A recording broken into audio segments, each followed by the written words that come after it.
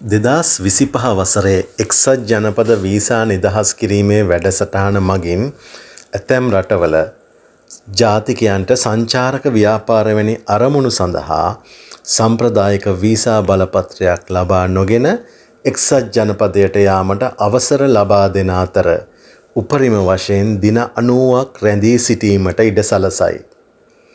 එහි සරල ක්‍රියාපටිපාටිය නිසා එය විශේෂයෙන් ආකර්ශනීය වන අතර දිගු වීසා සම්මුඛ පරීක්ෂණ සහ ලේඛන කටයුතු සඳහා අවශ්‍යතාවය අඩු කරයි.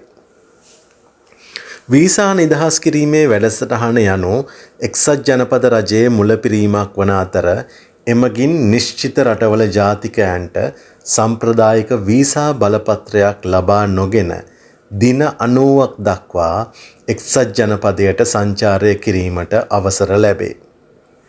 ඔවුන්ගේ සංචාරය සංචාරක ව්‍යාපාර හෝ සංක්‍රමණ අරමුණු සඳහා වන තාක්කල් වීසා බලපත්‍රයක් සඳහා අයදුම් කිරීම වෙනුවට සුදුසුකම් ලත් සංචාරකයින්ට ඉලෙක්ට්‍රොනික සංචාරක අවසර පද්ධතිය ESTA හරහා අවසරය ලබා ගැනීමෙන් ඇතුළු වීමට උත්සාහ කළ හැකිය. වැඩසටහන සංචාරය වඩාත් පහසු කිරීමක් ලබා දෙන අතර සෑම කෙනෙකුම සුදුසුකම් නොලබන බව සැලකිල්ලට ගැනීම වැදගත්ය.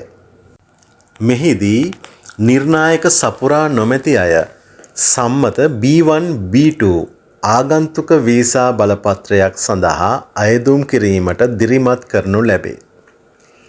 2025 වසරේදී එක්සත් ජනපද රජය වීසා නිදහස් කිරීමේ වැඩසටහනට ධනාත්මක යාවත්කාලීන කිරීමක් සිදු කළේ සහභාගී වීමට සුදුසුකම් ඇති රටවල් අතර රුමේනියාව ඇතුළත් කිරීමෙනි. එක්සත් ජනපද ආරක්ෂක සහ රාජ්‍යතාන්ත්‍රික ප්‍රමිතීන් සපුරාලීමට රුමේනියාව දරන උත්සාහයන් මෙම වෙනසට හේතු වී තිබේ. යම් යම් සාකච්ඡා පැවතුනද නයිජීරියාව, ගානාව සහ දකුණු අප්‍රිකාවේ බොහෝ අප්‍රිකානු රටවල් මෙන්ම එක්සත් රාජධානියටද මෙම වැඩසටහනෙන් බැහැරව පවතීමට සිදු වී ඇත.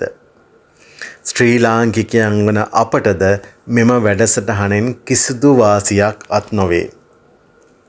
මෙම වැඩසටහන යටතේ වීසා නිදහස් කිරීම සිදු කළ රටවල් ලයිස්තුව ඔබට මෙම වීඩියෝවෙන් දැක බලා ගැනීමට හැක. එසේම වීසා ඉල්ලුම් කිරීමට අදාළ කොන්දේසි සහ වීසා අවශ්‍ය නැති රටවල් ලයිස්තුව බලා ගැනීමට අවශ්‍ය වන වෙබ් අඩවිය ඩිස්ක්‍රිප්ෂන් තීරුවේ සඳහන් කොට ඇත.